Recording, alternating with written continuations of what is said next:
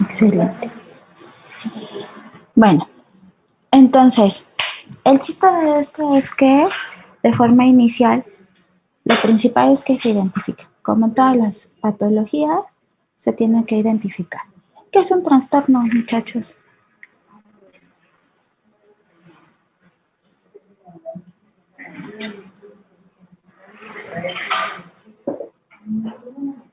¿Quién me ayuda?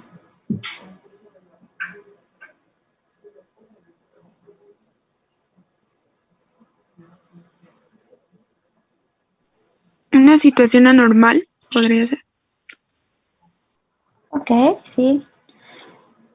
Juan Pablo, un número. Número de... 10.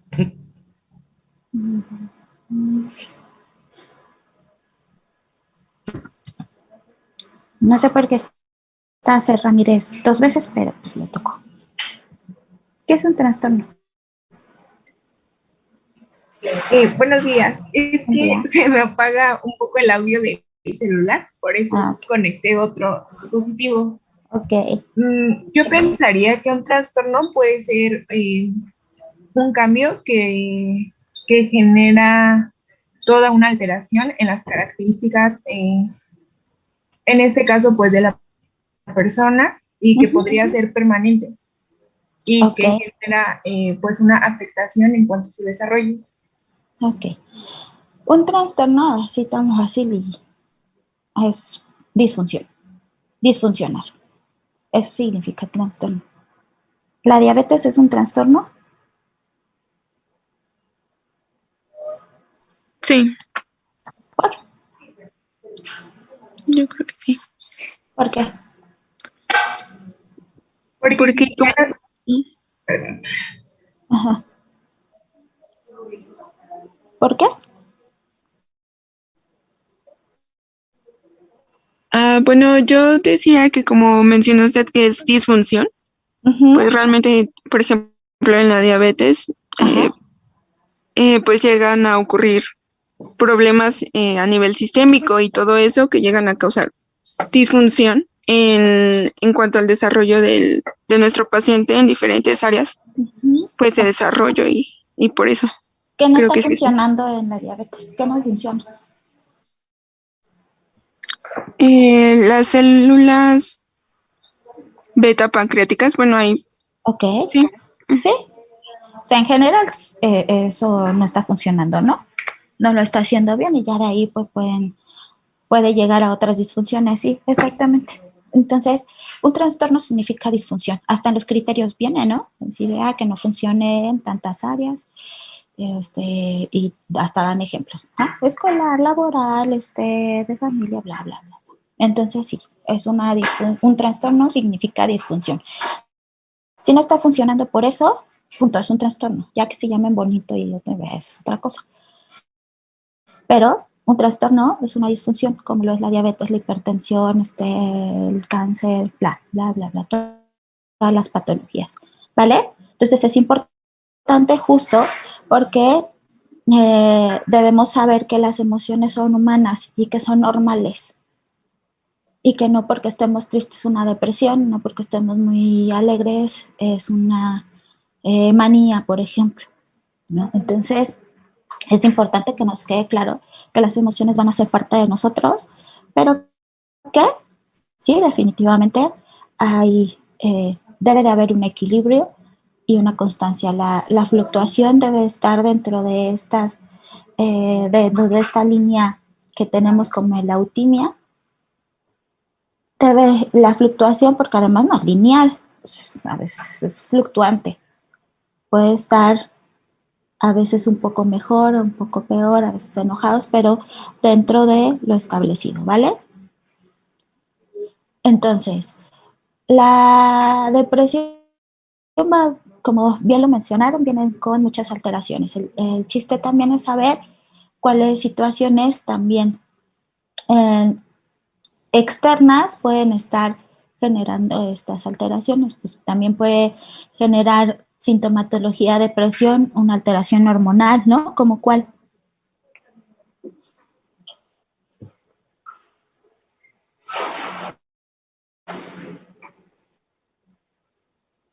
¿Cómo cuál creen? Ok, sí, puede ser. Ok, genera un poco más de ansiedad, más que más ansiedad. El puerperio. Ajá, ¿qué toca? También, sí, La definitivamente. menopausia. Sí, La ¿perdón? menopausia también. También. Incluso el ciclo Sí. menstrual. Así es, aunque ese ya entra en otras cosas, pero sí, definitivamente. Ujú. ¿Qué cosa deberían indagar de las primeras cosas, más bien, de que llega un paciente con sintomatología depresiva?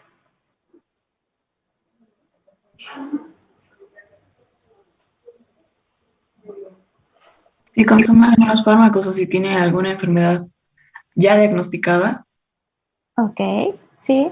¿Cómo cuál podría ser? O sea, tú qué de las primeras, ¿qué sospecharías? Porque cuando llega un paciente, ustedes empiezan a sospechar todas las probabilidades y después van haciendo poquito a poquito, guiándose. Ah, bueno, puede ser esto, ya le pregunté de esto, ah, bueno, eso sí, no, esto, ah, no, tampoco, esto, ¿no? De lo más frecuente que podrían preguntar.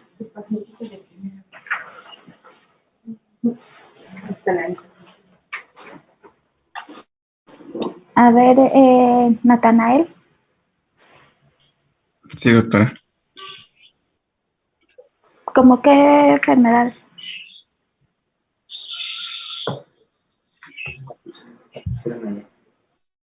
Mm, ¿A los niños alguna enfermedad que cause depresión? Sí, que pueda dar sintomatología depresiva, no es lo mismo.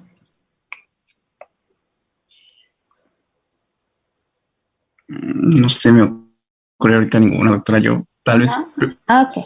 Ajá. pensaría un poquito más en preguntar tal vez el tiempo de la sintomatología. Ah, no, sí, obviamente eso es importante, ¿no? Tienes que hacer la historia clínica. Pero imagínense, Atención e hiperactividad. eso es como complicación o comorbilidad. Tal vez Lo primero que yo pensaría sería hipotiroidismo. Sí, gracias. Entonces, hay que ver todas las cosas alrededor de, ¿sale? Todas.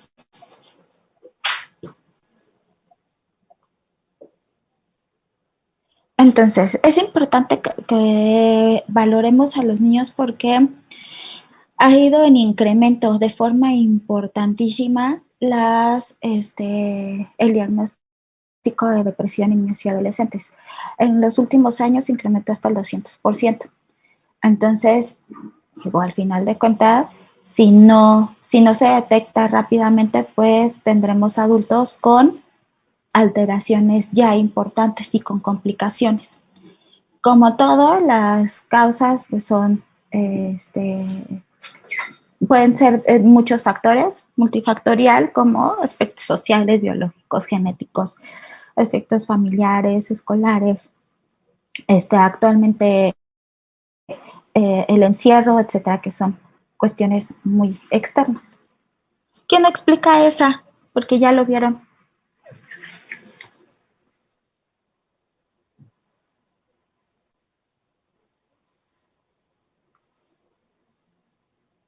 Si no sabe Dios.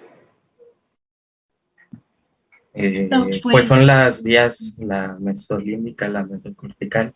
Ok, y luego ¿y ahí qué o qué? Ay, perdón. Pues a ellos nos explicaban que son bueno, que en sí unas eran teorías y otras que ya están probadas, todas esas forman parte de la teoría dopaminérgica, que como tal ya no es teoría porque ya está comprobada, y pues son las que son las responsables, la mesolímbica y la mesocortical, de la sintomatología, y ya las otras dos, la tuberofondibular y la nigroestriada, son las responsables de los efectos adversos. Ok. Pero de eso me estás hablando de la dopamina, ¿no? Y Sí, eso específicamente de la dopamina. Y eso es en los esquizos, ¿no? Bueno, en los psicóticos. Uh-huh. Ok. Pues ¿Y ahí? aquí podría ser que Ajá. sabemos la principal causa, o más bien la hipótesis más aceptada de la depresión es la teoría monoaminérgica. Esto Ajá. quiere decir que las aminas van a estar disminuidas. Con aminas podemos incluir la noradrenalina, dopamina y serotonina. Sin embargo, está más involucrada en la disminución de serotonina, me parece. Sí, ok, muy bien, súper bien. Y, Sí, exactamente. Ajá, sí, diga, sí. y bueno, aquí lo que podemos ver, ¿no? Los tres como receptores de diferentes colorcitos y tiene una relación, aquí está señalando la relación entre la corteza, me parece que será frontal, con el mesencéfalo. Es el prefrontal, ajá. Con el mesencéfalo, ajá. Y va a haber pues una alteración en las vías, ¿no? Tanto del, ay, ¿cómo se llama? Bueno, sí, del mesencéfalo con la corteza cerebral, por una disminución de las aminas. Ok, muy bien.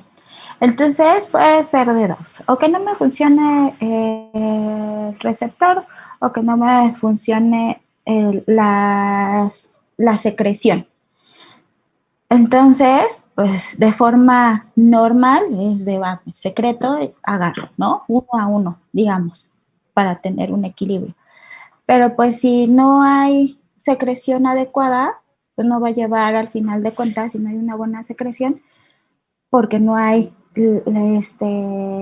una adecuada secreción, pues no va a llegar aquí al receptor, no va a generar toda la vía completa. Esa es una, entonces, si no la hay, pues se van a mantener aquí, o no, la otra es que no te esté funcionando el receptor postsináptico y que me esté quedando demasiadas monoaminas ahí. Entonces, el chiste es que haya un equilibrio. Si no lo hay, cualquiera de los dos me va a generar la misma alteración, no va a estar funcionando la vía de forma adecuada. Entonces, como ya lo habían comentado, la sintomatología es muy similar, muy similar a los adultos. Sin embargo, la mayoría de los niños no te dice estoy triste. La mayoría de los niños se queja, llora, hace berrinche, se irrita, es poco tolerante. A los niños generalmente, lejos de preguntarle, ¿te sientes triste? Que, pues, tiene 4 años, pues igual y no sabe identificar la tristeza, muchos adultos no lo saben, un niño, híjole. Entonces, a los niños se les pregunta irritabilidad y ha estado más irritable, ha estado más enojado, poco tolerante, se queja, etcétera. Ese para nosotros es como lo similar a una tristeza. Y lo que sí es la disminución, aumento de la ingesta de alimento, incapacidad para disfrutar las cosas, foco rojo cuando un niño no juegue, es un foco rojo. Si un niño no juega, es dato de alarma, de lo que sea, de lo que sea, no solo cuestión emocional. Entonces, en el caso de la depresión es la irritabilidad, que no esté disfrutando las cosas o que no juegue, obviamente alteraciones en el peso corporal, alteraciones del sueño, ya sea insomnio inicial e intermitente, sonambulismo, bruxismo, noctilalia, todo eso son alteraciones del sueño para nosotros en PAI. En el caso de las alteraciones motores, la verdad es que se ponen muchísimo más lentos, no coordinan, son descoordinados. O sea, todo esto obviamente de forma progresiva, no de un momento a otro. La fatiga, duermen mucho o les cuesta muchísimo trabajo hacer alguna actividad que requiera esfuerzo. Muchas veces cuando hay situaciones externas, ejemplo, se divorcian los papás, hay muchísima culpa y muchísima desesperanza y pues creen que por ellos pasan las cosas, entonces también hay que ser valorado. No se concentran, empiezan a ir mal en la escuela, que es donde más se nota. La falta de concentración, no como parte de un TDA, sino como parte afectiva, también es importante. Entonces, estamos hablando, como había comentado su compañera, serotonina noradrenalina y dopamina. Y la dopamina ayuda muchísimo en la concentración. Ya lo verán en el TDA. Entonces, si no hay si está alterada esta vía o estas vías, obviamente vamos a ver una disminución de la concentración, ¿vale? Y no es necesario, pero es importante preguntar pensamientos de muerte o ideación suicida. ¿Qué es una fantasía de muerte? ¿O qué es una idea de muerte?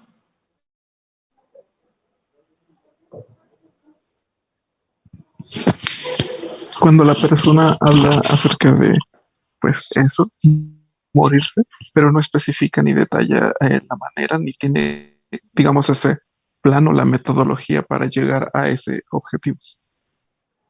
Ok. Si yo digo como seguramente varios de ustedes han dicho en la vida, así de, ay, no manches, me quiero morir, qué temprano. ¿Ya se quieren morir, de verdad? No. No. Ok.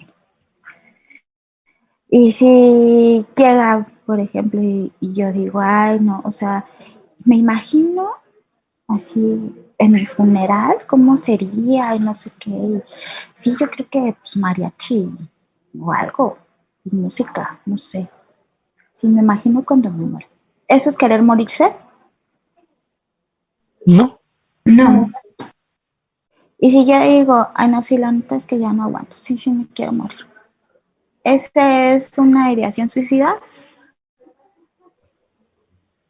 No, tampoco. No. Ok. Es una idea de muerte, nada más. Pero si yo digo, no, sí, no, sí, la verdad es que sí, sí, sí me quiero, o sea, sí me quiero morir, es más, sí me quiero matar. ¿Eso es una ideación suicida? Sí, doctora. Ok. Sigue siendo una idea, ¿no? Si no es, si yo dijera, no, ya, sí me quiero matar. Es más, o sea, yo ya sé a qué hora están mis papás, pero sé dónde dejan las medicinas mi abuelito. O sea, a las 5 de la tarde, que no está nadie, pues me voy a tragar las pastillas. ¿Cuáles? ¿Quién sabe? No sé cuáles sean, pero me voy a tomar todas. ¿Eso qué es? Ideación suicida. Una ideación y planeación, ¿verdad? Ya esta la estoy planeando. Eso sí es una urgencia psiquiátrica. Digo, mientras ustedes valoran y alguien les dice, sí que me quiero morir, ya, listo, se envía, eso es urgencia. Sale ya, en la valoración a lo mejor ya, bueno, pues sí me quiero morir. No, pero no sé cómo, la verdad es que no sé, hay una ambivalencia. Puede ser que sí sea ingreso, puede ser que no sea ingreso, ya. Dependerá de más factores. Pero, o sea, el que a usted le digan, sí, ya definitivamente sí me quiero morir, ya desde ahí, ya para ustedes es una urgencia. ¿Sale? Entonces, de acuerdo a al desarrollo, en los niños va a haber diferentes características. Entonces, en los pequeños preescolares, sobre todo, pues va a haber mucho llanto.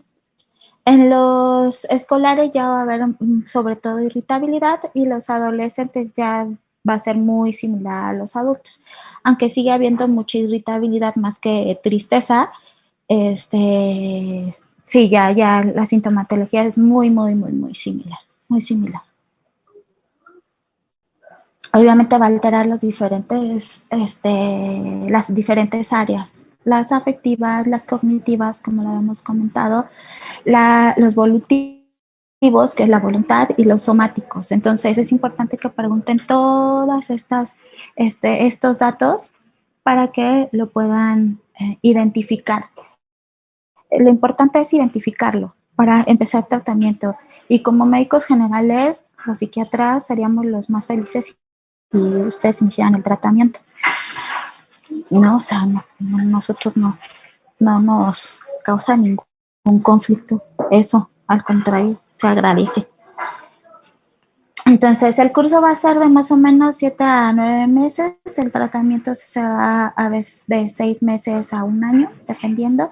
El asunto aquí es que es importante ver e iniciar tratamiento porque la recurrencia es frecuente. Generalmente por abandono, de tratamiento, generalmente.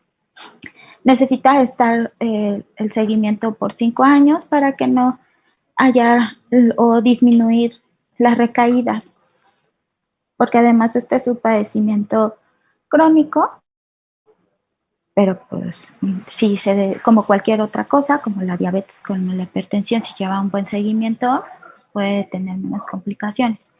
Entonces, ¿qué sí es depresión y qué no es depresión? O sea, una depresión necesita, como les comentaba, como es un trastorno, pues necesita alterar la funcionalidad. No necesariamente, no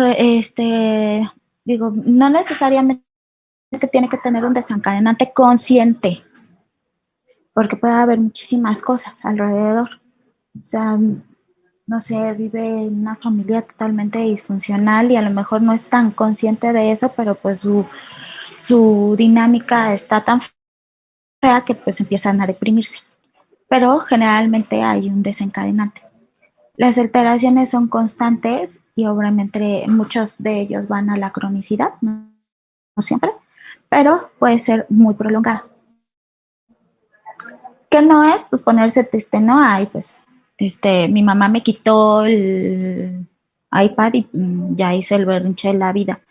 O sea, no, eso no es depresión. La tristeza tiene que ser constante y no es de horas o de 2, 3 días. O sea, hay desencadenantes importantes que van a generar un duelo, por ejemplo, pérdidas. Pero eso no significa una depresión, es tal cual, un duelo, con tiempos específicos, etc. Y hay momentos en los que pues no hay tristeza. Entonces, si es fluctuante, y por fluctuante me refiero en la línea que vimos al inicio, que es parte de la normalidad, pues no pasa nada, ¿no? Al final de cuentas, en un solo día podemos pasar por todas las emociones y no por eso tenemos un trastorno. No por eso ya estamos mal. No, no para nada. Entonces, las emociones son humanas y esas no las vamos a poder quitar. No somos robots. Entonces, más bien, vamos a ver en qué disfunciona y eso sí ya entraría como un trastorno. ¿Vale? ¿Alguna pregunta hasta aquí?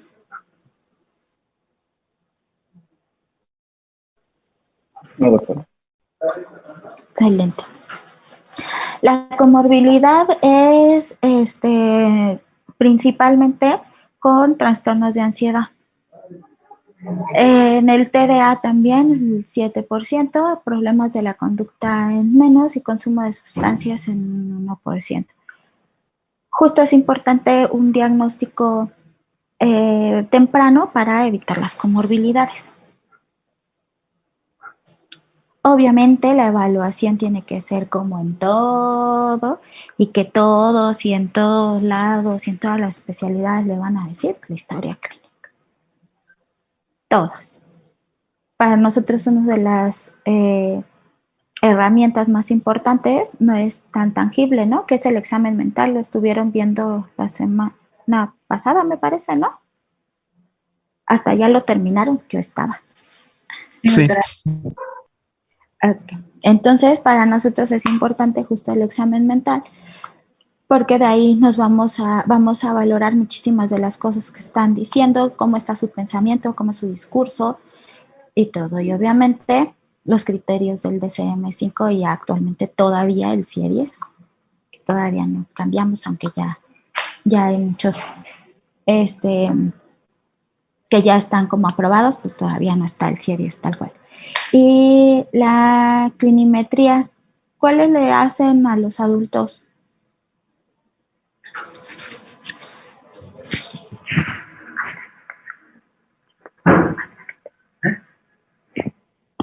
Herramientas para...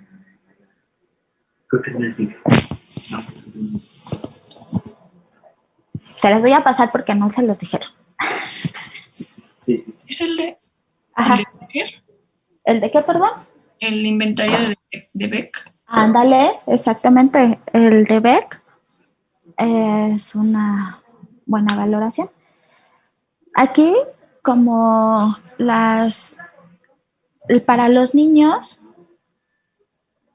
el DBEC no está validado para niños, solamente en adolescentes. Entonces, para niños se conoce como el Beer Lesson. Claro que le podemos hacer un mini kit, así se llama, pero es larguísimo y es para todas las patologías. Pero hay un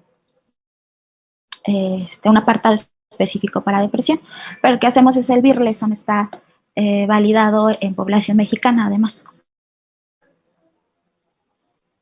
Y las evaluaciones psicológicas si lo necesitan. Necesitamos para conocer depresión, estudios de laboratorio gabinete, ¿los necesitamos?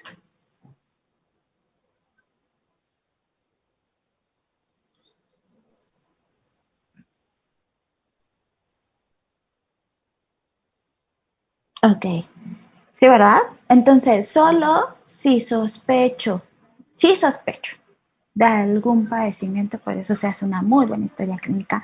En PAIDO nos tardamos como 2 hasta 3 horas. Bueno, aquí no podemos, pero en general las valoraciones de PAIDO son de 2 a 3 horas. Entonces, pues sí son largas, ¿no? Y dependiendo de eso, pues ya vemos si requiere o no requiere estudios de laboratorio y de gabinete. Solo si se sospecha de alguna cosa.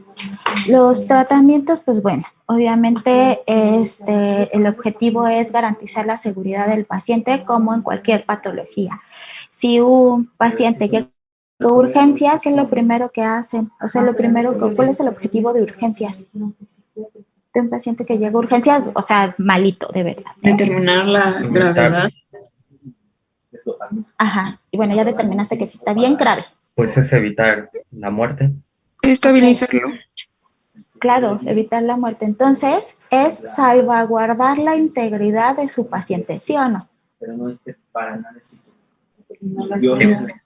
Ok, es exactamente lo mismo, exactamente lo mismo. En cualquier situación, en cualquier enfermedad, el objetivo principal en la especialidad que gusten es salvaguardar la integridad del paciente. Puede ser inclusive la integridad de una mano, de lo que sea, pero al final de cuentas es salvaguardar la integridad, ¿vale? Y obviamente iniciar un plan terapéutico que vaya disminuyendo la sintomatología para un mejor pronóstico y que sea funcional el paciente, obviamente. Disminuir las recurrencias también, evitar recaídas y obviamente para que la remisión sea pronta.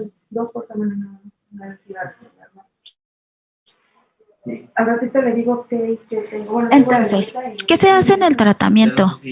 En el tratamiento, en sintomatología leve, generalmente se manda solo a terapia, aunque ya hay muchos artículos que sí comentan la mejoría y la disminución de recaídas si se inicia desde ese momento algún psicofármaco. Ahorita les voy a decir cuáles.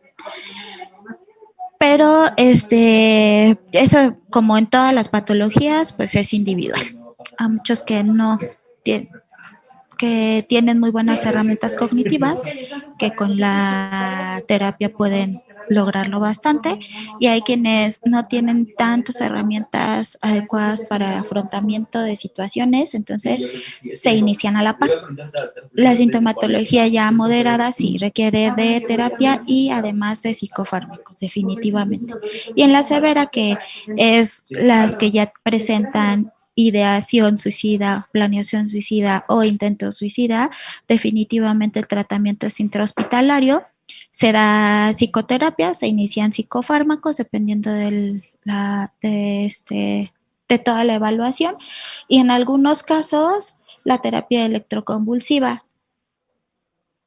¿Alguien sabe de la terapia electroconvulsiva? ¿Alguien le han dado?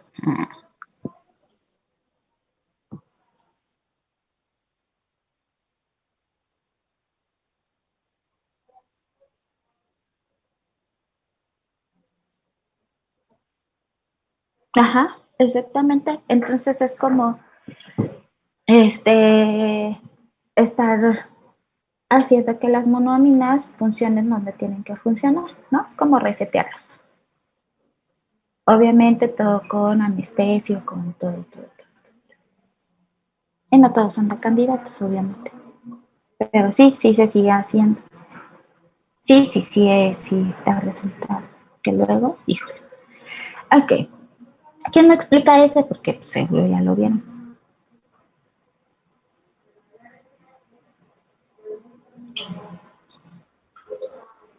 Ok.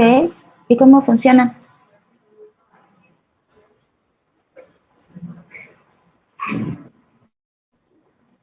Ok. Ok. Y ya hacer la siguiente cascada, ¿no? Entonces sí, como bien dijeron, esto es para la ansiedad igual. Es muy similar. Entonces hay una inhibición en la recaptura, hay muchísimo más tiempo en el espacio presináptico. El asunto es del por qué no es inmediato, es este. Va a empezar por las dendritas y después al cuerpo y luego se va a ir el axón. Entonces, por eso es que aunque actúa desde la primer toma, se siente hasta la cuarta semana. ¿Sale? De ahí el por qué no es de forma inmediata la sensación, más no es el tratamiento. El tratamiento funciona desde la primera toma. ¿Alguna pregunta, alguna duda específica de la presión? Sí, doctora, ¿cómo clasificamos en leve, moderado y severo? ¿Cuáles son los criterios de cada uno? A ver, permítame 2 segunditos. Sí.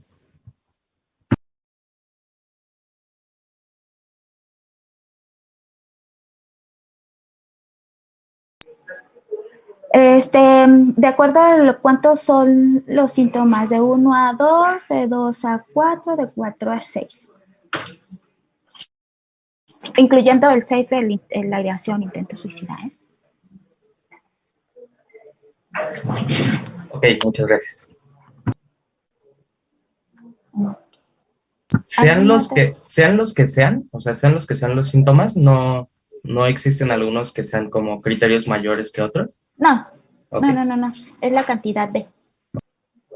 Muchas gracias.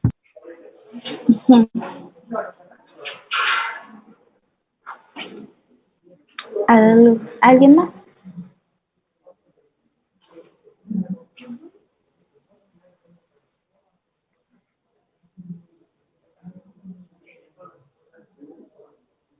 Es un tema que ya habían visto, ¿no? Sí, yo creo que es más fácil nada más acordarse. En los niños la diferencia es irritabilidad, o los focos rojos son la irritabilidad, y al niño, sobre todo más pequeños, escolares, el que no jueguen. Ese sí es un foco rojo para lo que sea. Pero hablando específicamente para psiquiatría, pues bueno, es algo importante. Y ahí los tratamientos, sí, también importante. Los fármacos utilizados para los trastornos afectivos en niños, ya sea ansiedad o depresión, son muy específicos. Los únicos que están, que la FDA ha aprobado son la sertralina, la fluoxetina y el escitalopram. En la adolescencia se puede utilizar la sertralina y el escitalopram, y en niños más pequeños sí la fluoxetina. Así que si les llega un niño y ven como esos datos, híjole, yo sí se los agradecería, pero un montón, porque mejora pronóstico. Entonces, iniciárselo está súper bien. Aquí no nos enojamos, al contrario. ¿Sale? ¿Alguna pregunta, alguna duda? Doctora, con respecto a, por ejemplo, distimia, leí que el tiempo en que se presenten los síntomas, en este caso en los niños es menor, creo que es de 1 año. Sí, en los niños la distimia es de 1 año. Ok, y para las manifestaciones de depresión es igual 2 semanas, ¿verdad? Sí, ese sí es igual. Lo único Ok, que cambia en niños es la distimia. Es lo único que cambia y el periodo es de 1 año. Ujú, sí, gracias. de nada, Sandra.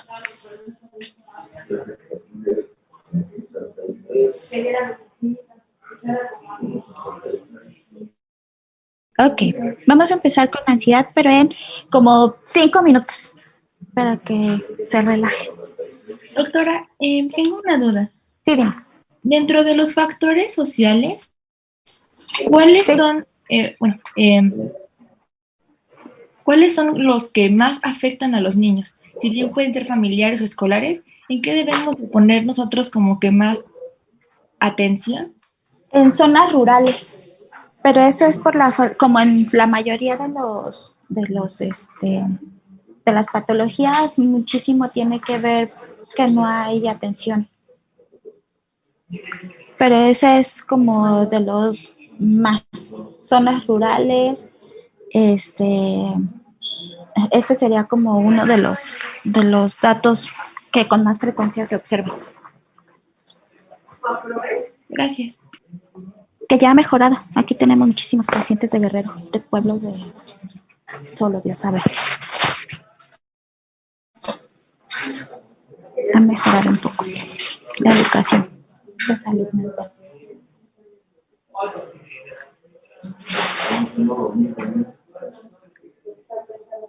Ok, les doy 5. Ok, entonces, el trastorno de ansiedad es importante porque es uno de los, o más bien, el más frecuente de los trastornos mentales en los niños y en los adolescentes. Entonces, sí hay que ponerle atención, ¿no? Ok, entonces, una de cada 9 personas en el mundo ha tenido un trastorno de ansiedad en el último año y se mantiene desde en similar prevalencia hasta este año. Ha incrementado un poco, obviamente, del año pasado para acá, pero bueno, es ligero el incremento todavía. En menores de 19 años se observa muchísimo fobia específica, los trastornos de ansiedad social y los trastornos de ansiedad por separación. Como ven, pues la frecuencia es importante, entonces justo por eso el objetivo es que se sospeche. Hay que, el pronto diagnóstico es totalmente importante para un mejor pronóstico como cualquier patología. El asunto es que los estados de salud mental, pues como no son tangibles, pues parece que no importan. Y tanto la depresión, que es el primer lugar de padecimientos que genera una incapacidad, pues también está dentro de las principales causas los trastornos de ansiedad. Entonces, se han hecho varios estudios en donde se ve que el curso es crónico y además fluctuante y que va a agravarse en momentos de estrés como pues departamentales o en exámenes y no sé, cuando a la doctora se le ocurre preguntar al azar y así. La ansiedad y el miedo son parte de la vida, como bien les había dicho hace rato, o sea, las emociones son humanas, entonces, pues sí, o sea, es parte de nuestra condición de humanos. El asunto es, bueno, ya que tanto me está haciendo disfuncional, qué tanto desproporcionados a la situación, qué tanto es persistente y asociados a cuestiones específicas. En el caso, y aquí lo específico, en los niños, es que va a haber periodos en donde es normal. La situación en los niños, yo sé que todavía no ven trastorno de ansiedad en los adultos, eso lo van a ver con el doctor, creo que ustedes lo van a exponer, ¿no?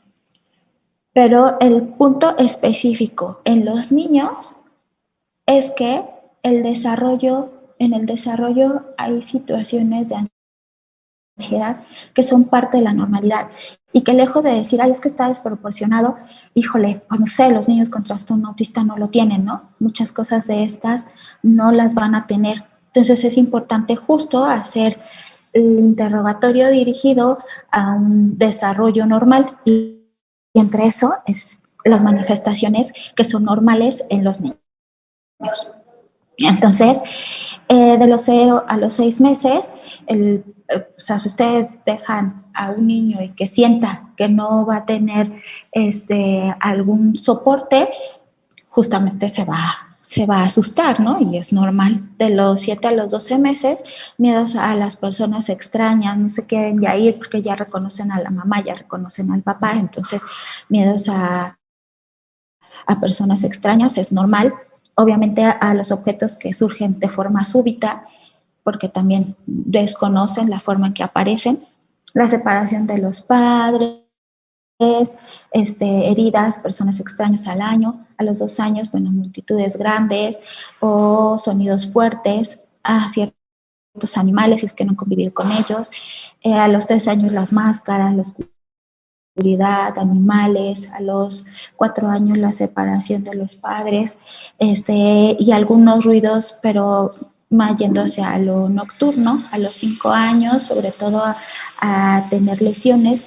Hay estudios donde la mayoría de los niños, a pesar de que jamás se les ha pegado por llamarles la atención, o sea, los castigos físicos a la edad de los 5 o 6 años, cuando les dicen no porque te va a castigar, lo primero que piensan es en lesiones corporales a pesar de que nunca las hayan tenido de parte de absolutamente nadie, pero es un pensamiento que tienen los niños, entonces a esos están espantados, les genera ansiedad. A los 6 años ya empiezan a tener algunas situaciones de miedo a la oscuridad, que a los fantasmas o a los monstruos, etcétera, etcétera. De los 7 a los 8 ya seres sobrenaturales o imaginarios, miedos basados en sucesos parecidos en medios de comunicación, que si el temblor, que si la lluvia, que si se ahogaron, etcétera, etcétera. Y de los 9 a los 12 años es un poquito más de cuestiones sociales, ya más cuestiones sociales y académicas. ¿Por qué creo que como a los 6, 7 años empiezan los niños a pensar en fantasmas y brujas y ese tipo de cosas? ¿A qué se deberá? Porque antes si un niño de 3 años ve el iPad y se echa los, no sé, el exorcista mínimo, a la del aro y X, bueno, sí, se le aparece de forma súbita, sí se va a espantar. Pero en general, ¿por qué no les pasa? Y muchas veces llegan los papás y dicen, pero antes no le tenía miedo, ¿por qué a esa edad sí? Porque ¿Qué creen ustedes? Ajá. la muerte y la fantasía es como una abstracción mental. Ok. Entonces, para ellos solo existe lo que es meramente, pues, tangible. Ok. ¿A qué edades? ¿A qué edades creen? Debajo de los 6 años. Ah, ok. Uh-huh. ¿Quién más?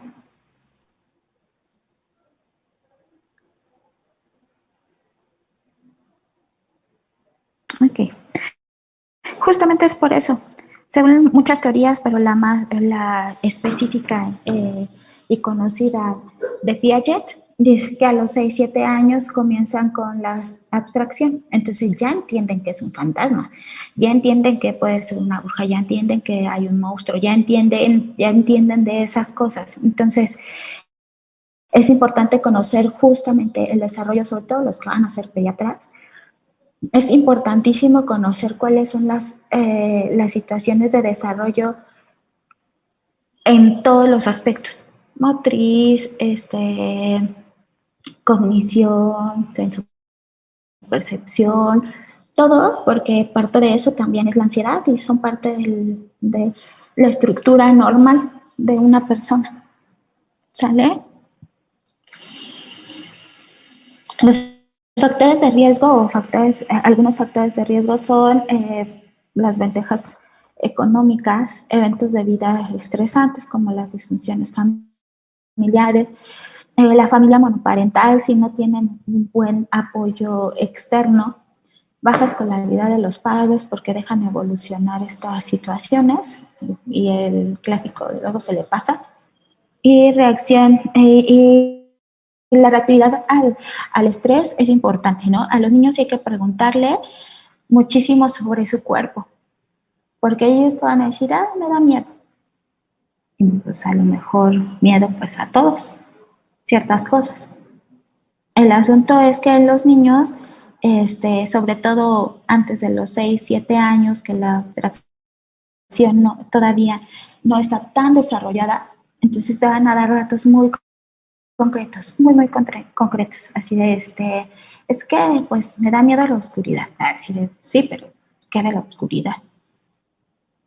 Y un niño más grandecito, no, pues es que me puede salir un monstruo, me puede salir no sé, el fantasma y cositas así. Pero es importante que pregunten también sintomatología fisiológica porque a los niños es súper observable y, o sea, si se los dices, hasta van a creer que eres adivino y te van a amar. Algunos de los otros factores son, y por eso es que Paido es tan larga la historia, porque nos vamos todo periodo pre. Antes de ser inclusive concebido, cuáles son o cuáles eran, si es deseado, si no es deseado, si las expectativas de los papás, etcétera, más las cosas un poquito más tangibles que son alteraciones neurológicas o que pueden ser factores que pueden desencadenar alteraciones prefrontales o en amígdala, que son los periodos perinatales, ¿no? Si hay alteraciones durante peri y postnatales. Si hay alguna alteración durante el embarazo, amenazas de aborto, infección, sangrado, etcétera, etcétera, todo lo que tenga que ver con eso, exposición a toxinas, cuando nace, si hay algún problema durante el parto o en la cesárea, por qué fue cesárea, si tuvo hipoxia, si no tuvo hipoxia, cuánto fue el Apgar, si requirió incubadora, si no requirió, si requirió fototerapia, todo lo que se le pregunta en historia clínica pediátrica. Todo eso se pregunta en psiquiatría, o al menos en Paido. Porque pues, nos puede dar un indicador de por qué de alguno de los trastornos. Hay cosas que no se ven, o sea, una tomografía no va a decir, sí, ahí está la hipoxia que tuvo. O sea, no, eso no va a pasar. Entonces, pero sabemos que al final de cuentas es una lesión que puede estar alterando receptores, transmisores, etc. Si hubo, obviamente, disnea, si ha habido alguna situación física, médica, no psiquiátrica, y si en el caso de las mamás, si hubo consumo de alguna sustancia o algún consumo de cualquier sustancia no legal también. Entonces, es importante que se pregunten síntomas cognitivos, conductuales y afectivos, porque como les digo, los niños, más que ponerse triste o más que decirte, tengo ansiedad, te van a decir, es que me da miedo, o van a ser igual, muchos berrinches, están irritables, lloran. Los niños, muchísimos, lo que te van a decir es, estoy enojado o tengo miedo. En cuestiones de ansiedad, sí, es que me da miedo. O me preocupa X cosa, ¿no? O me preocupa que mis papás no tengan dinero, que no deberían de saber, pero lo saben. Entonces, ese tipo de cosas. Manifestaciones obviamente somáticas, ¿como cuáles les pasa? Dolor abdominal, náuseas, vómitos. Ok. Sudoraciones. ¿Qué más? Ok, perfecto. Cefalia. Ok, sí, también. ¿Qué más? Taquicardia, temblores. Ok. Ok, muy bien. ¿Qué otra? ¿Tensión muscular? Ajá, también, sí. ¿Qué otra? dificultad para respirar. También, muy bien. ¿Insomnio? También puede generar insomnio, sí. ¿Qué otra? Ajá, sí. ¿Qué más? Náuseas. Ajá, también, muy bien. Excelente. Entonces, pueden tener todo eso que dijeron. Todo. Hay que preguntarlo. Si no lo sabemos, no vamos a preguntar. ¿Qué situación médica no psiquiátrica nos puede dar algo similar? Similar, o sea, igual y no lo mismo.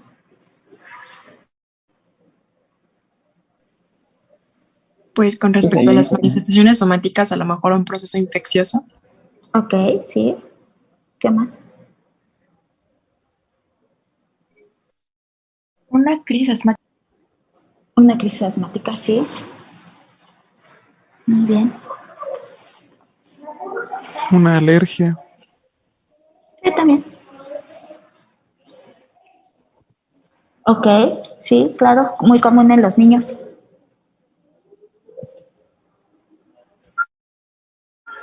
Dependiendo de qué sustancia, digo. Pero también es común, ¿eh? No creas que no. Ok. Hay que, si le llega a un paciente con estas manifestaciones a urgencia, llegó a urgencia. Si tiene todo eso, ¿qué piensan? ¿En qué piensan primero? ¿O qué le harían primero? Ya no que piensen sin diagnóstico, sino ¿qué le hacen primero? Están preguntando y explorando, ¿eh? Porque en urgencias no se puede hacer, ay, me voy a sentar a ver qué me dice. O sea, no. ¿Qué le empiezan a hacer?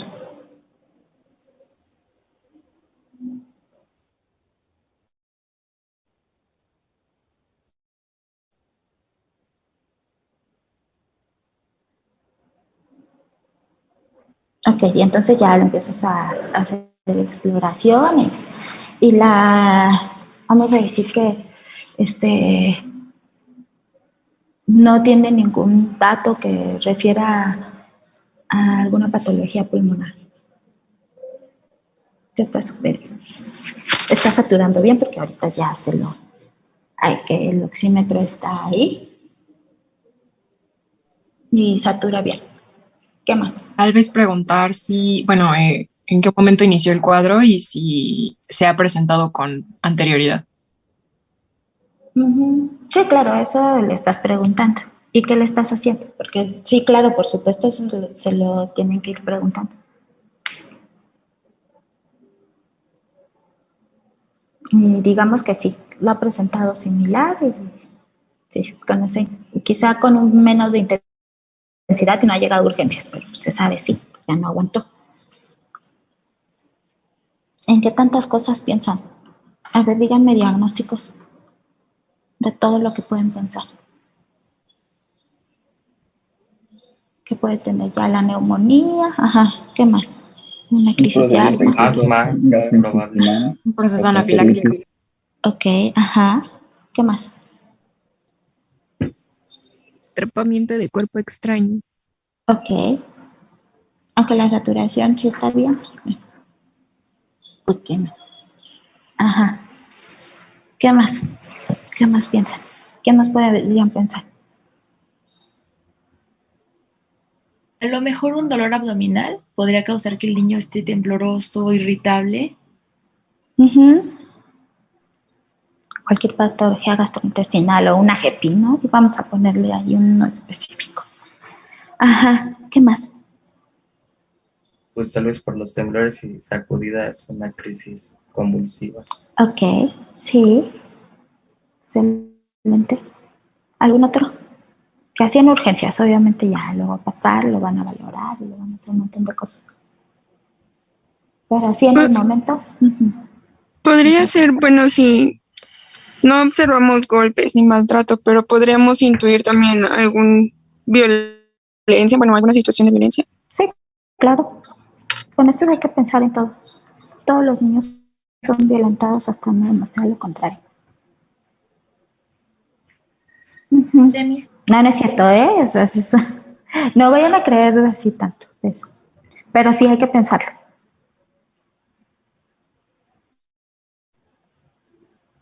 Ok. ¿Consumo de sustancias pensarían?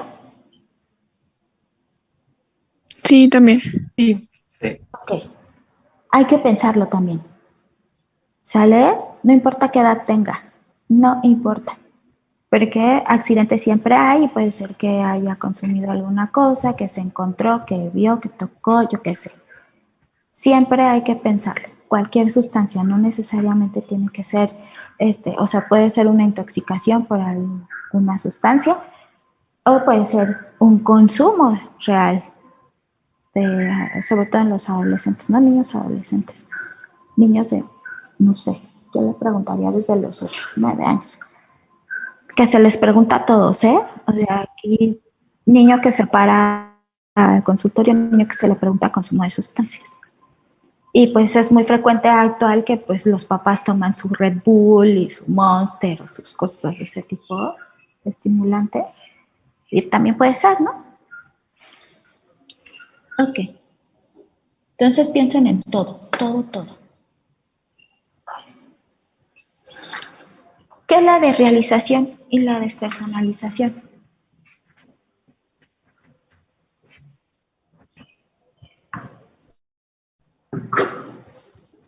Creo que lo vieron antier, no creo.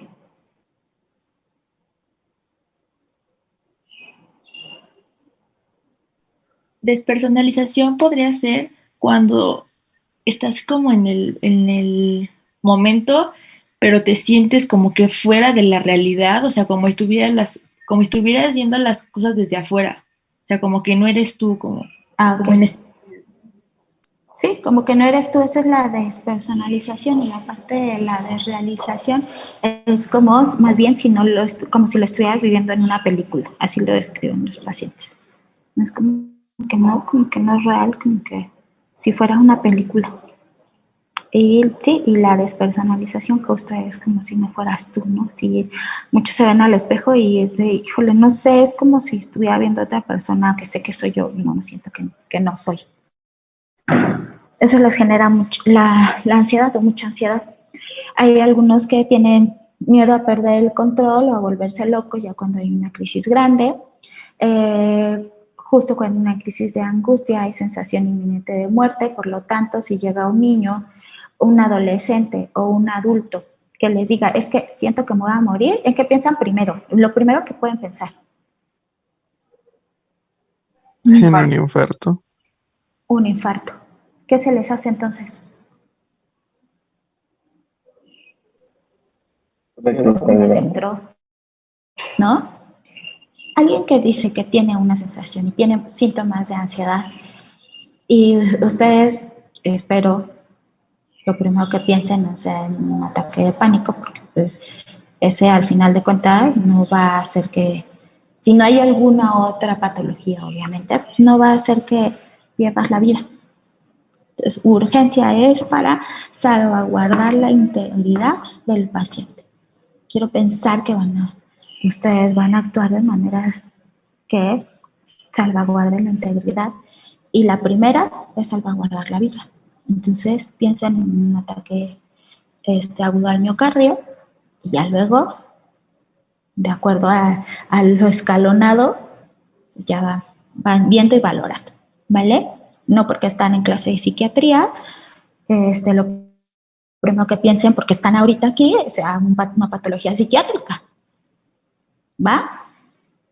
Entonces, bueno, hay ideas catastróficas, ideas, no, sí, nos vamos a morir, y va a temblar ahorita, ay, pero no, pero así, ay, va a temblar y entonces vamos a morir, todo esto, la tierra se va a acabar, sí, hoy.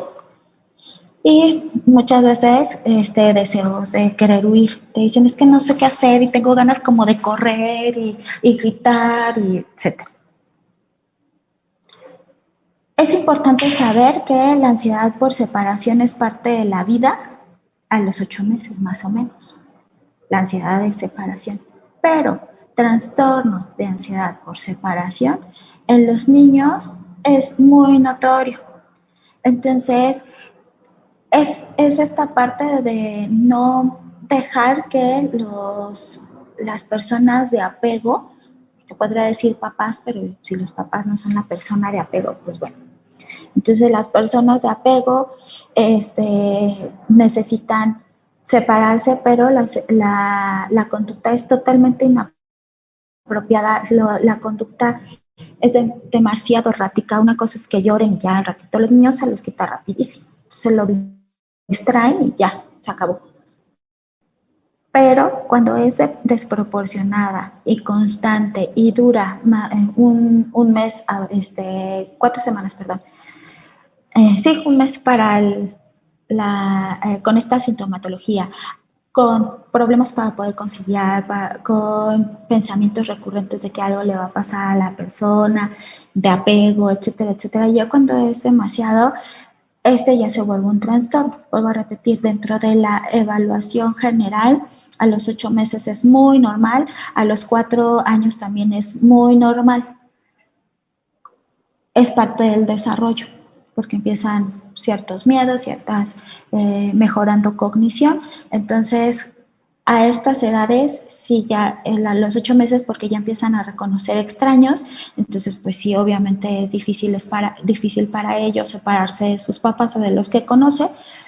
Y a los 4 años hay una teoría de Bowlby que es justamente esta parte de la separación.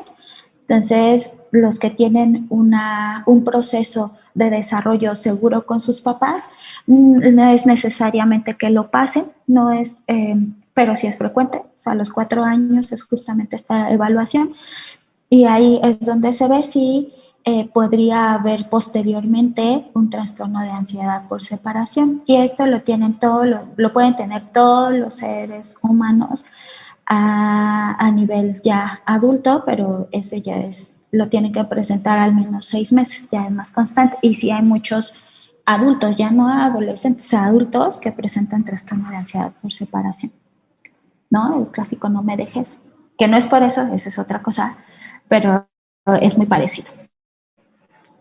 El autismo selectivo es cuando se limitan interacciones, entonces no quieren hablar en situaciones específicas, como por ejemplo, y muy frecuente pues a la hora de una clase o lo que sea, ¿no? Decir, ay, no, yo no participo, yo no quiero, yo no hablo, yo no nada, algo muy similar a eso. ¿Por qué? Porque pues como lo dice, es selectivo, yo no quiero hablar con. Esto en los niños es muy frecuente y les va a pasar quizá en su consulta, ya sea que sean o no sean pediatras, pues van a rotar ahí. Entonces muchos de los niños pues no hablan porque no hablan, háganle como quieran. Entonces esto se evalúa para ver si no hay un trasfondo como una ansiedad importante o una fobia social, por ejemplo. Obviamente las fobias específicas, que no hay mucho que explicar aquí, es más bien los síntomas que son excesivos e irracionales a los miedos específicos, a las agujas, a los insectos, a las alturas, etcétera, etcétera, etcétera, etcétera. Obviamente que incapacitan, ¿no? Hay mucha gente que no viaja en avión justo por esta fobia en específica, ¿vale? En el caso de la fobia social, es un miedo exagerado y tratan de evitar las interacciones sociales y situaciones que van a involucrar a ser el foco de atención, como pues exponer y que no pueden, ¿no? A las personas que les da muchísimo miedo hablar en público o que no pueden viajar, no sé, en camiones o en combis muy cerradas porque pues, hay que ver a personas y a gente y pasar el pasaje es una cosa impresionante. Ese tipo de cosas, o de que puedan sentirse humillados o ser el centro de atención, que va a provocar obviamente toda la sintomatología física, y que no los deja como al final tener un desempeño adecuado. Ahí es donde se puede diagnosticar una fobia social. Los trastornos de pánico, que obviamente es con los que los síntomas con los que empezamos.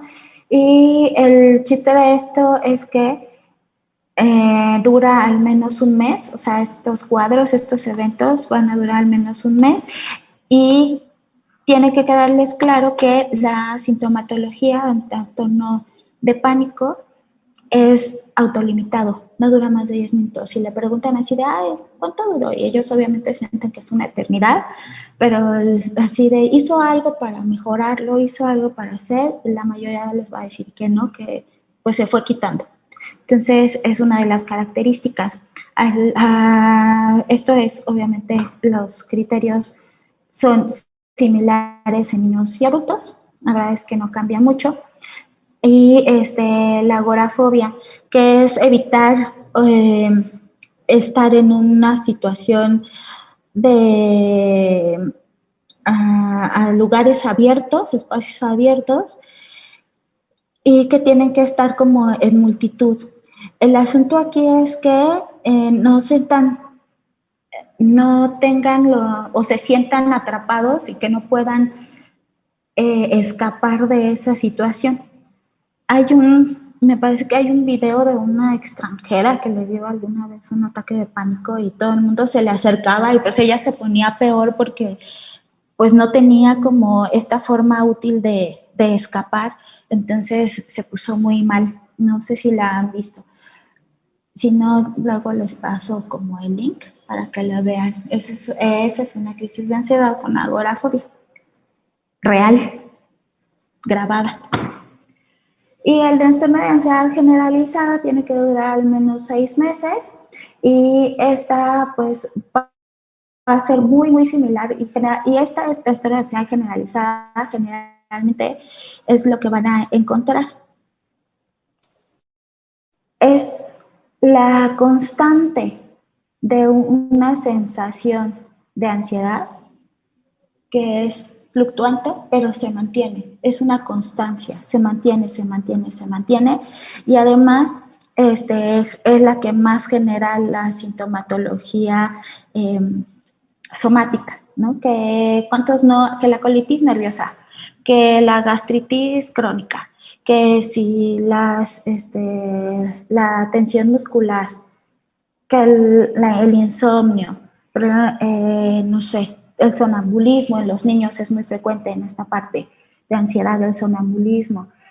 Lo que la mayoría con lo que va a llegar el paciente la mayoría de sus pacientes va a llegar con estos síntomas. O sea, es que tengo mi gastritis, ¿no? Ah, ya me dijeron que es colitis nerviosa, híjole, es que no puedo dormir desde hace mucho, etcétera. Todo eso, la mayoría llega con eso, y como no es tan intenso como un trastorno de pánico, pues ¿sabes que yo así soy?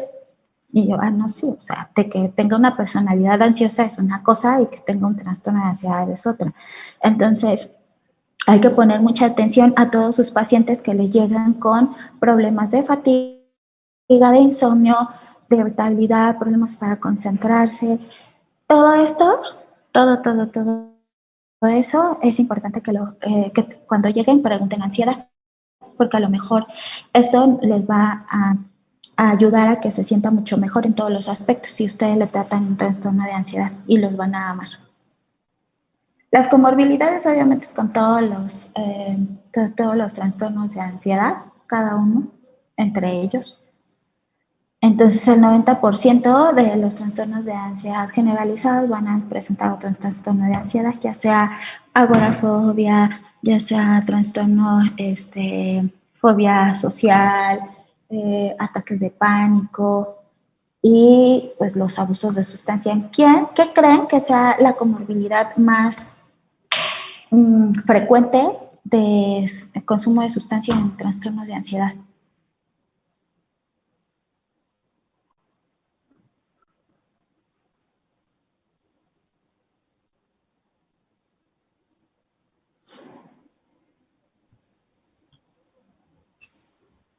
Ajá, ¿quién sea, ¿Quién sea?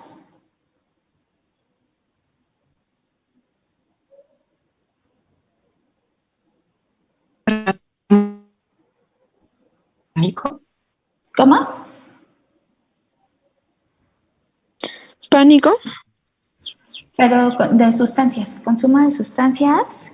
¿Qué sustancia puede ser más frecuente? en un trastorno de ansiedad? Marihuana. ¿Marihuana? Ok. ¿Qué otra?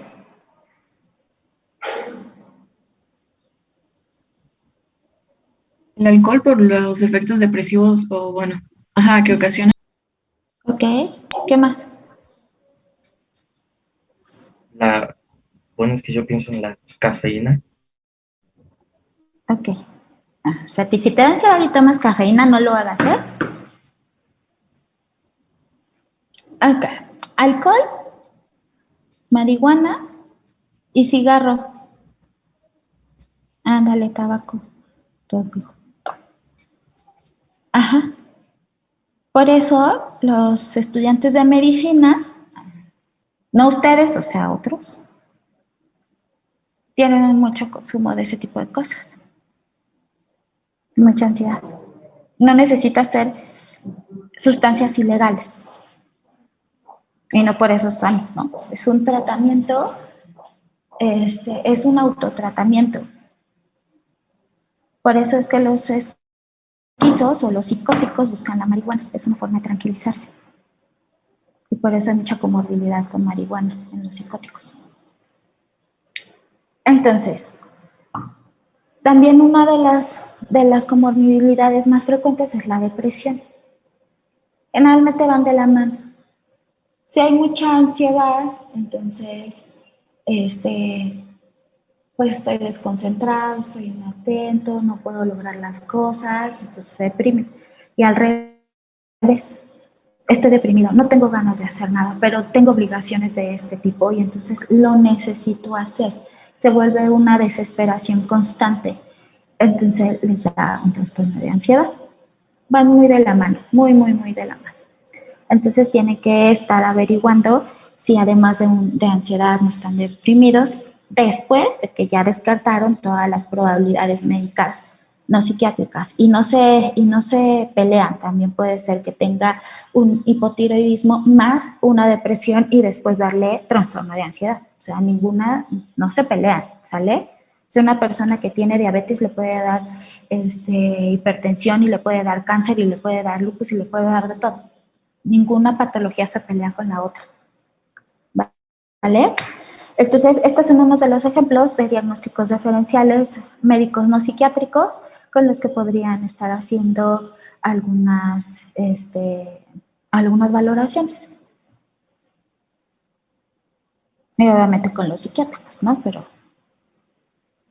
ustedes les va a llegar primero la afección médica no psiquiátrica y hay que descartarla y en caso de que la requiera tratarla, más lo que tenga de cuestiones médicas psiquiátricas.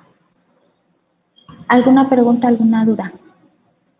Tratamiento. Les voy a dar tratamiento y para que lo empiecen a tomar. Ay, sí, no es cierto.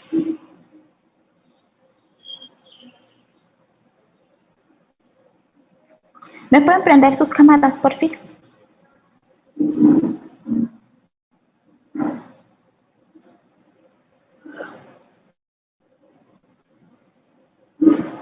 Es que si no, no los conozco y entonces yo no puedo opinar. Ok. Tratamiento, como les dije, solo hay tres medicamentos aprobados por la FDA. O sea, ya hay uno que otro que ya está más o menos en proceso y la fluvoxamina también se puede dar justamente en ansiedad, pero pues es carísima y entonces, o sea, el chiste es un buen mantenimiento. Si no hay un buen mantenimiento no sirve de nada. Entonces, es exactamente el mismo tratamiento, fluoxetina, sertralina, escitalina. Solo aprendan, si de verdad, o sea, si no se aprenden los tres, no importa, dile a todos fluoxetina y ya, punto, listo. Ya, apréndanse uno, no importa. Que ese es el de, no le va a pasar nada al adolescente. Igual le da un poquito de ansiedad, pero hay que se la aguante, hay peores. Entonces, ansiedad.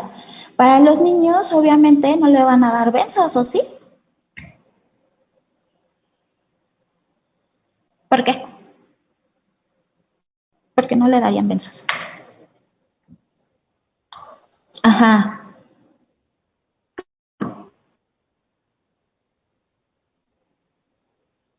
En general no se da por el riesgo de deprivación, sí, exactamente. Sobre todo si están muy pequeños, ¿no? Los adolescentes ya, sí. Los adolescentes, como les había dicho, ya es como muy similar a un adulto. Entonces, a nivel cerebral, el proceso ya está lo suficientemente maduro para recibir una benzodiazepina. Después se meten cosas peores, o sea, X. Pero el chiste es que, no, ¿por qué? Pues porque consumo de sustancias. O sea, al final de cuentas, benzodiazepinas hacen dependencia y va a estar bien bueno cuando se las quieran quitar. La mayoría de los psiquiatras no utilizamos benzos. Vienen con benzos porque se los iniciaron. Y entonces ya no saben qué hacer porque pues, se los están exigiendo, se lo están pidiendo, porque es una, o sea, te da una dependencia. Y entonces van con el médico general y le piden a fuerza su clona, su diazepam, que tengan ahí en el centro de salud. La gran mayoría de los psiquiatras no usamos benzodiazepinas. Es lo que menos usamos. A menos de que con las indicaciones necesarias, obviamente. O sea, bueno, si tiene un ataque de pánico en este instante, ay, no, sí, dáselo, o sea, por supuesto. Pero no es algo que utilicemos con frecuencia. En los niños, pues está cañón, ¿no? Además, los niños en su proceso fisiológico, en el desarrollo, a veces te dan eventos paradójicos. Lejos de calmarlos, puta, no los callas. Entonces, benzodiazepinas. ¿Qué se les ocurre o qué han visto que se les puede dar a los niños?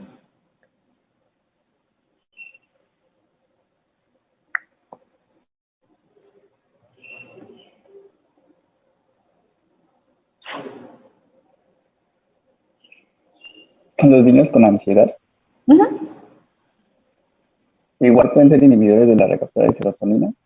Ah, no, sí, eso sí, ¿no? La parte de fluoxetina, sertralina y citalopram. Eso sí, sí, definitivamente, ¿no? ¿Por qué? Porque trabajan noradrenalina.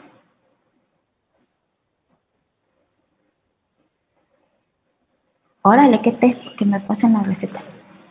Ay, Diosito santo, no le vayan a dar esa cosa. Me los van a intoxicar y va a estar bien bueno el asunto.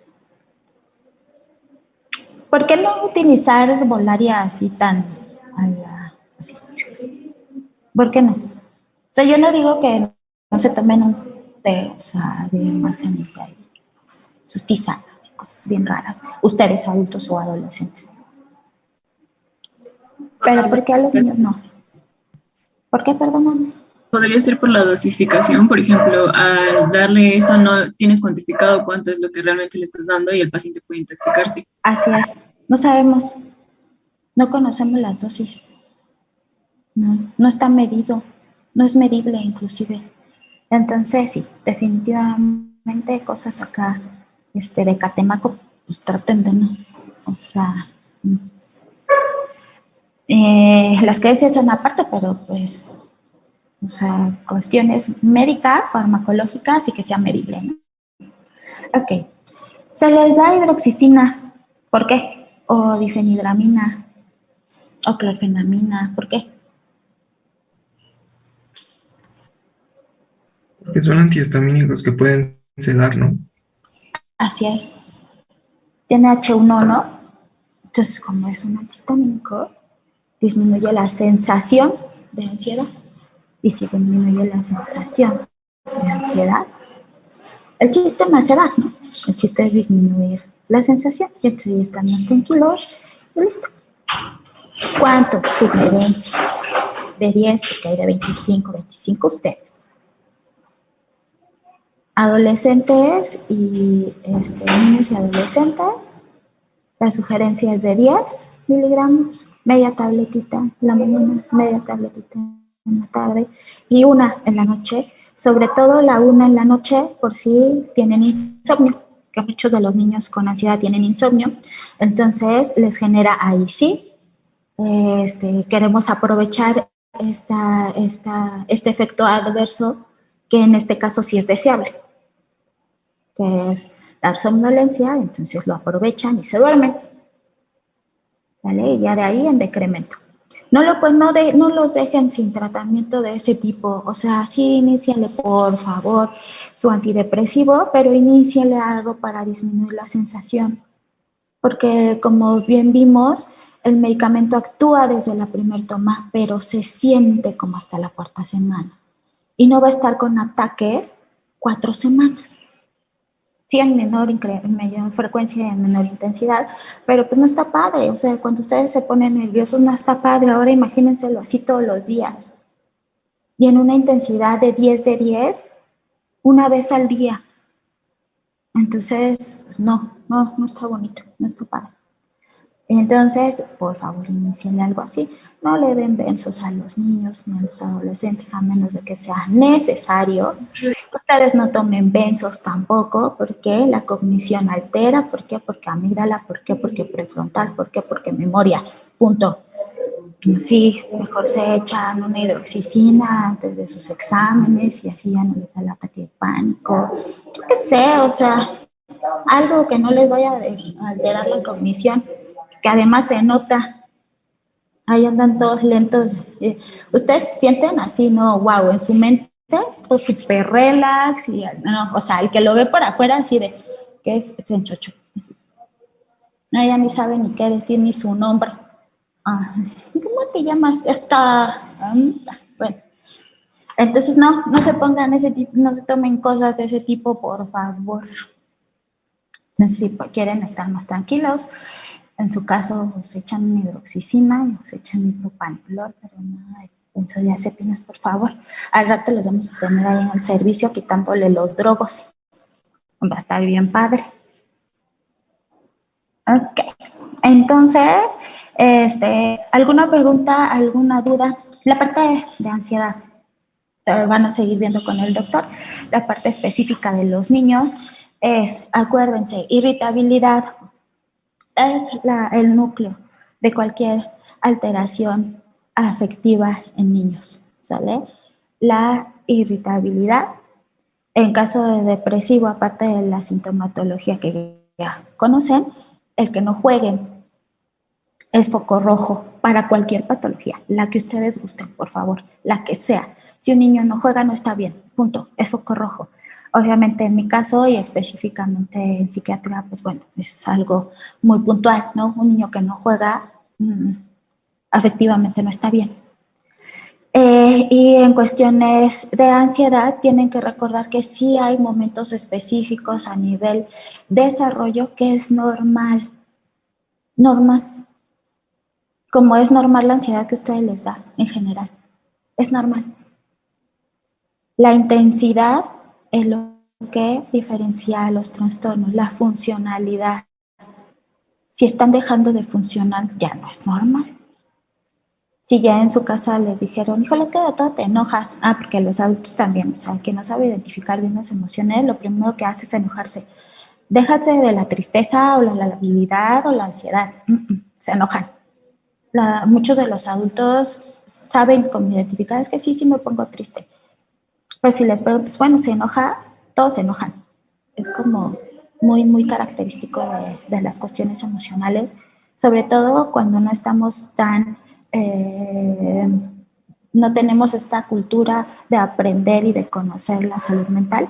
Entonces, como no identificamos, si no identifico, ¿cómo soluciono? O sea, si no identifico que lo que estoy es ansioso o lo que estoy es triste, pues ¿cómo lo soluciono? O sea, si llegan con una situación de dolor abdominal, tengo que identificar para solucionar. Puede ser una HEPI o puede ser una apendicitis. Puede ser todo. Si lo identifican, solucionan. Igualito en las cuestiones de salud mental. Por eso es una patología médica. Entonces, es importante que en cualquiera, no sé, a lo mejor ya ni lo vuelvo a ver, pero les dejo. El asunto aquí es,